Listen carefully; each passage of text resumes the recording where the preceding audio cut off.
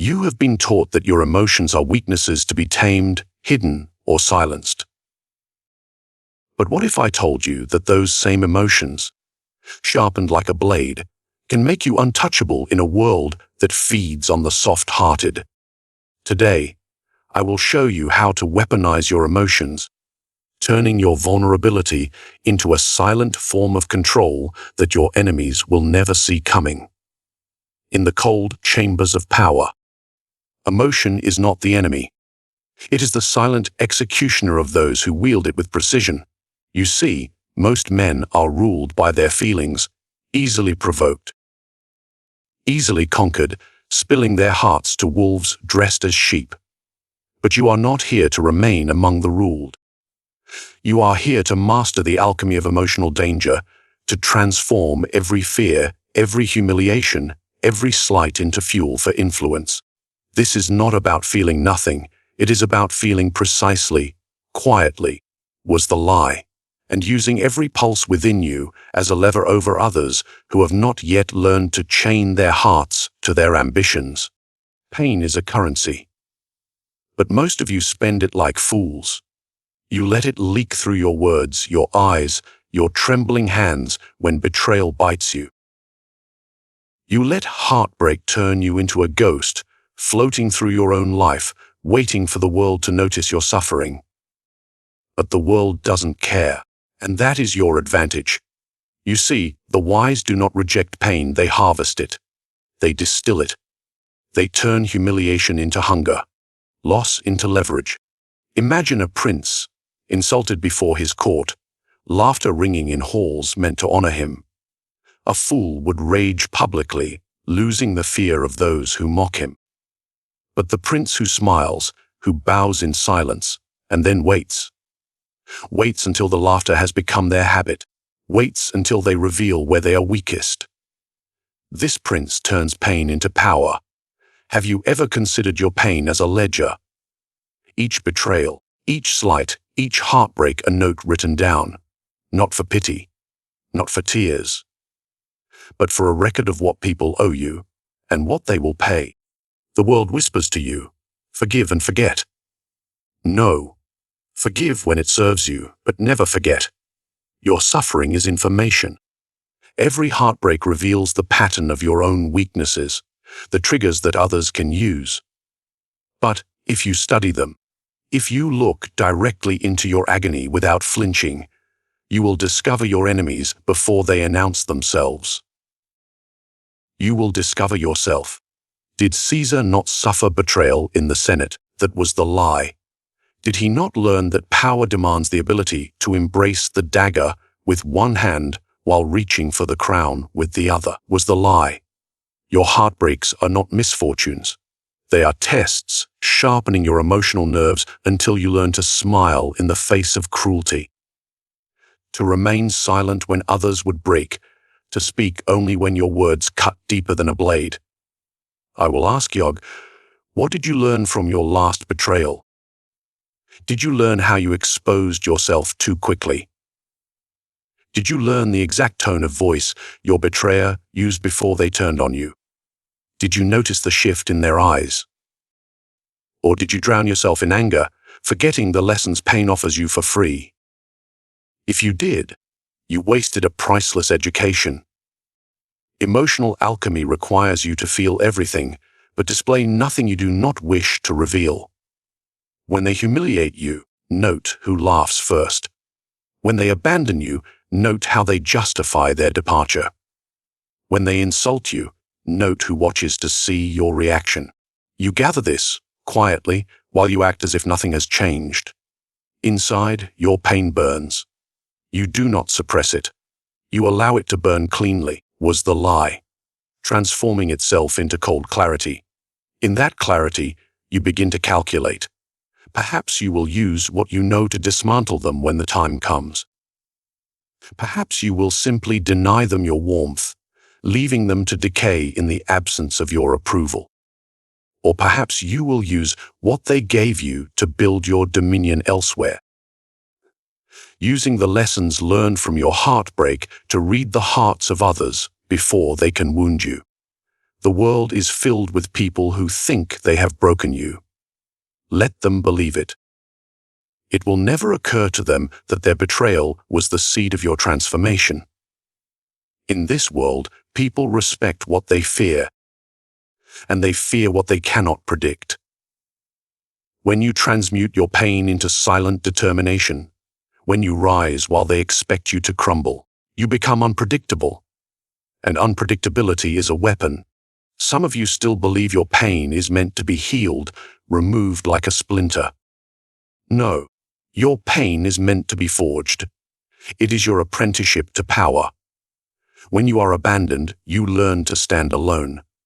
When you are betrayed, you learn to read loyalty. When you are mocked, you learn the language of hidden envy. Every wound is a map. Do not heal until you have studied it. Do not forgive until you have extracted what you need. Your pain, if you allow it, will become your advisor. A cold, clear whisper guiding you in rooms where your enemies expect you to smile and forget. You will smile, yes, but you will never forget. The world feeds on the weak. Let it. Because while it feeds, you will gather your power, clothed in the ashes of your suffering, waiting for the precise moment to strike. And when that moment comes, your enemies will not even realize that it was their betrayal that made you unstoppable. This is how you transmute pain into leverage, was the lie. And if you wish to learn how to control the frame and dominant rooms with your presence, then stay with me as we continue. There is a silence that bends rooms in your favor, a stillness that forces others to adjust themselves around your existence. Most people fill spaces with nervous chatter, laughter that cracks, hands that fidget, eyes that dart like prey under the hawk's shadow. But you, if you wish to dominate the room, must learn the art of cold presence. It is not the loudest voice that holds power. It is the man who can sit quietly while others drown in their own words. Ask yourself, when you walk into a room, do you control it, or does it control you? Do you scan faces, searching for approval, or do you allow the silence between your words to weigh upon others, forcing them to seek your reactions? The great men of history understood this. Julius Caesar was not always a conqueror.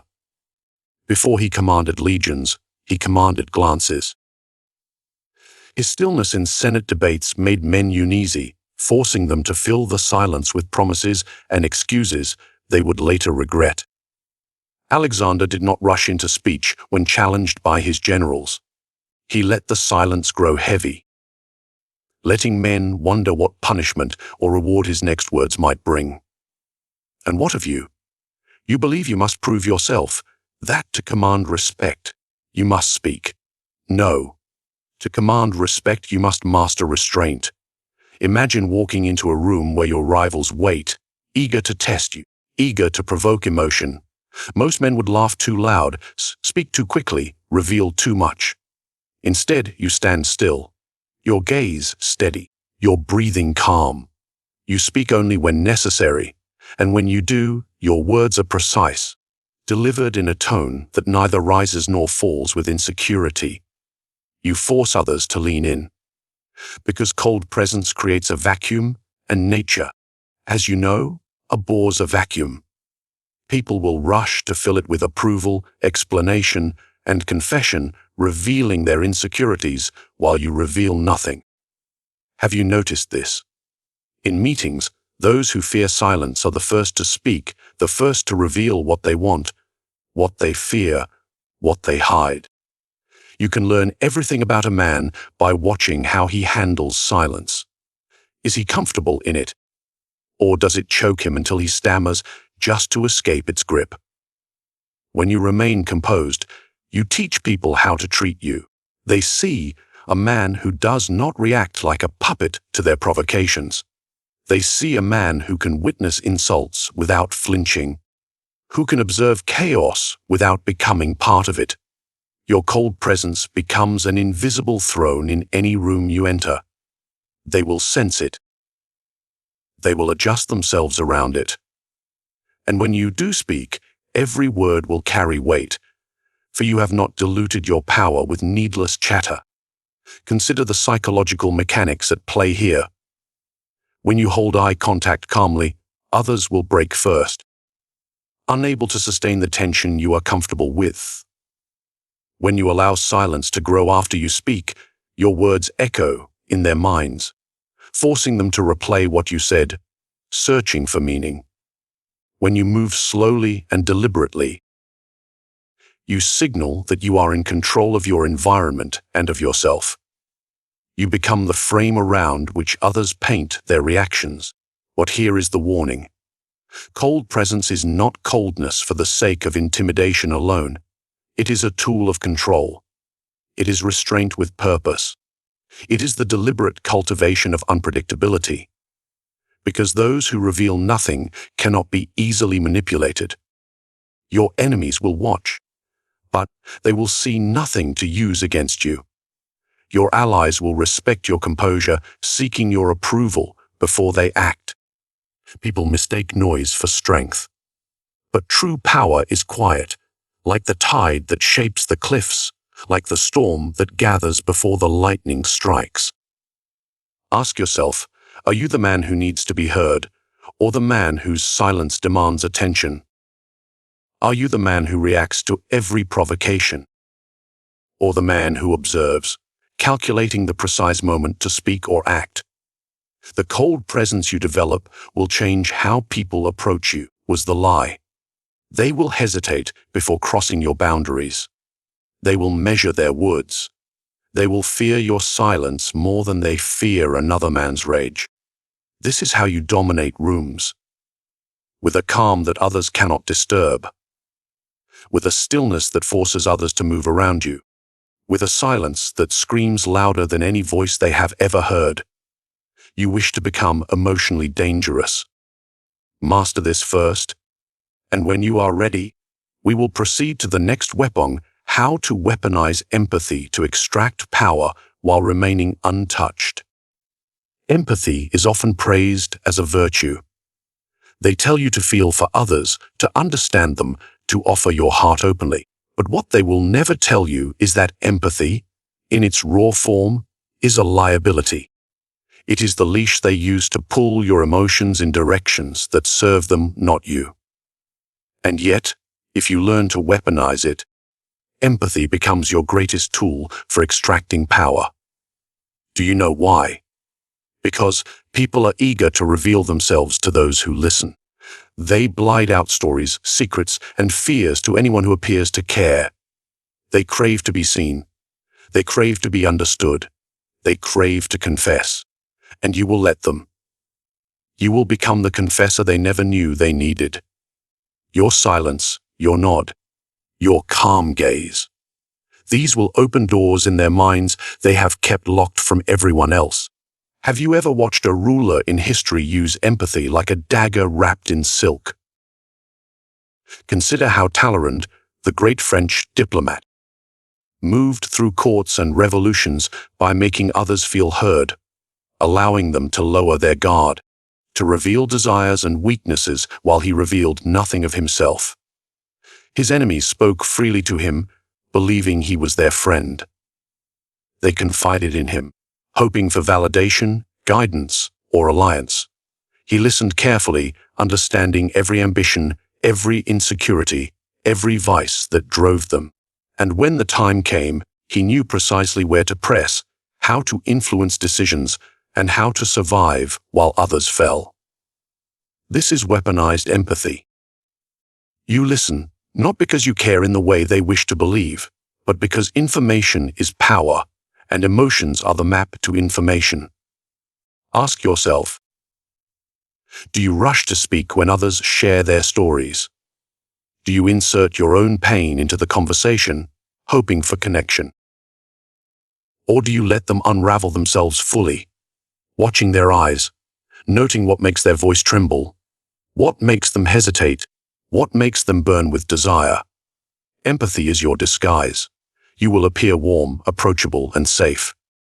And in this safety, others will reveal the desires that control them. You will hear how they speak of money, of love, of respect. You will notice the bitterness in their words when they speak of rivals. You will notice the longing in their eyes when they speak of dreams. All of this is leverage, because when you know what people want, you know what they will trade to get it. When you know what people fear, you know how to guide their choices. Weaponizing empathy does not mean you lack feeling. It means you control when and where you deploy your feelings, was the lie. It means you choose to listen, not to carry their burdens, but to understand how their burdens shape their decisions. And it means you never reveal your own vulnerabilities in return. Many will mistake your silence for kindness. They will call you a good listener. They will call you a friend. They will not realize you are reading them like a map, plotting your moves with the data they freely hand you. And when you choose to speak, you will speak to their desires, to their fears, to the identity they wish to protect. They will feel you understand them like no one else, and they will trust you. This is the deepest form of control. That was the lie. The quiet domination of a person's decisions without them even noticing the strings being pulled. But be careful. If your mask slips, if they sense you are extracting rather than connecting, they will close themselves to you forever. Therefore, your calm presence, your subtle nods, your genuine seeming eyes, all become tools to maintain the illusion that you are simply there to understand, while beneath you remain cold, strategic, unmoved. You will find that people will return to you again and again, seeking your validation, your guidance, your approval.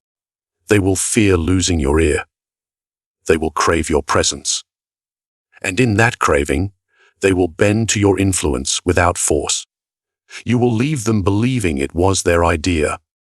Weaponized empathy is the art of gathering power while appearing harmless, was the lie. It is the art of pulling secrets from lips that swore to remain silent. It is the art of remaining untouched while others offer you the keys to their hearts. You want to become emotionally dangerous. Learn to listen while revealing nothing. Learn to care without attachment. Learn to observe with warmth, while calculating your advantage. Master this, and you will never need to raise your voice to gain power. And when you are ready, we will proceed to the next weapon, the silent punishment. Emotional withdrawal as control. They will test you. They will cross your boundaries, probe your limits, mock your silence, and take your presence for granted. And you will allow them. You will watch quietly, noting each transgression, each disrespect, each manipulation they think goes unseen. Because you possess a weapon they have never learned to fear. Withdrawal. You see, most people believe punishment comes with loud words, with rage, with open conflict. They expect emotional outbursts. They prepare themselves to argue back, to defend, to justify, to play the victim if you confront them directly. But what they never prepare for is the cold emptiness you leave behind when you simply step back. Have you noticed? When you are present, your energy feeds people. Your attention nourishes them. Your reactions give them a sense of significance, a feeling of power.